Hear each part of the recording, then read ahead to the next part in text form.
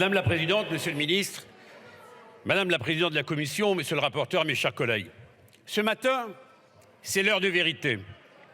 C'est l'heure de vérité pour sauver notre système de retraite par répartition, où ceux qui travaillent financent les retraites de ceux qui ont travaillé. Les partenaires sociaux ont montré la voie avec Agirc Arrco. Ils nous ont expliqué que 62 ans, c'était intenable et qu'ils ont même demandé qu'il y ait diminution de 10% des retraites pendant 3 ans. Chacun connaît les problèmes de démographie, chacun connaît les problèmes de petites retraites, des carrières hachées, des femmes. Alors, le courage, c'est d'agir. Le courage, c'est de dire la vérité. Et la vérité, je vais vous la dire ce matin. Vos mensonges, c'est d'avoir tronqué le débat démocratique avec les 20 000 amendements, parce que Mélenchon, le guide suprême, vous a interdit de le faire. Le courage, c'est de dire qu'ici, il y a eu 175 heures de débat, plus que jamais. Mais ça, vous le réfutez. Le courage, Monsieur Coquerel, qui a disparu malheureusement.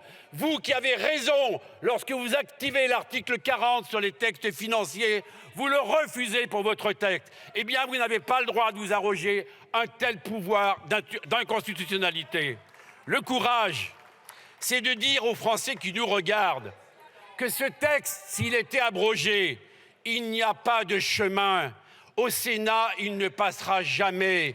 Le courage, c'est de dire que ce texte ne franchira pas la porte du Conseil constitutionnel. Alors, arrêtez de mentir et de faux espoirs au peuple.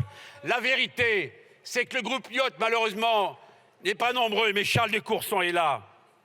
Charles de Courson, qui m'a formé dans cette maison, qui a prôné les 65 ans pour la retraite à taux plein.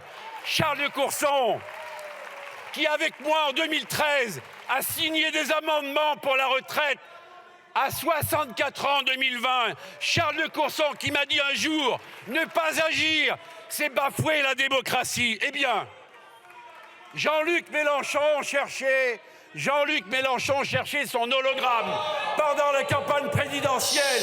Il a un visage, il a un nom, c'est Charles de Courson.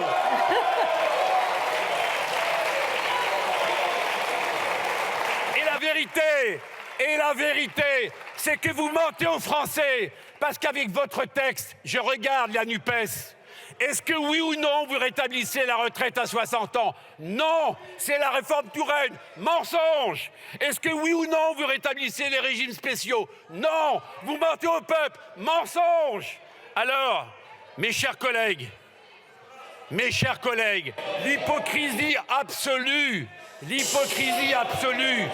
c'est les 7 milliards que nous mettons sur la table pour les femmes, pour les carrières hachées, pour les aidants, pour les pompiers. Ça, vous les gardez. Et puis, il y a la grande muette. Ils ne sont pas là.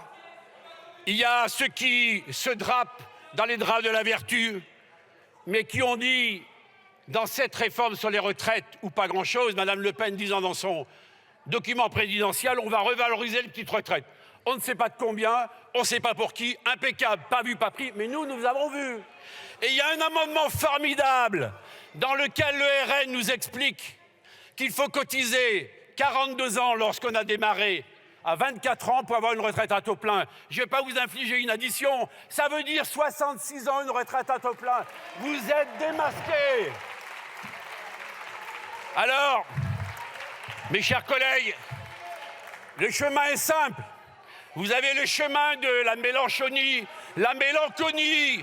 Et le chemin de la Mélenchonie, c'est celui qui n'accepte pas le verdict de l'élection présidentielle où M. Mélenchon est arrivé 3e. C'est le message de la Mélenchonie qui fait tout bloquer, qui a déposé mon pauvre Charles de Courson, pour qui j'ai beaucoup d'affection, et il le sait. 2000 amendements en commission, voilà la Mélenchonie. Et puis, il y a le Rassemblement national, la présidente n'est pas là, qui porte désormais un nom, le renoncement national. Ne rien faire pour que tout soit fait. Eh bien, mes chers collègues, vous aurez compris que le blocage, c'est vous. L'action, c'est nous.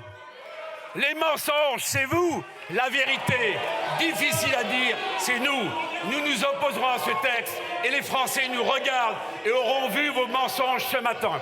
Je vous remercie, mon cher collègue.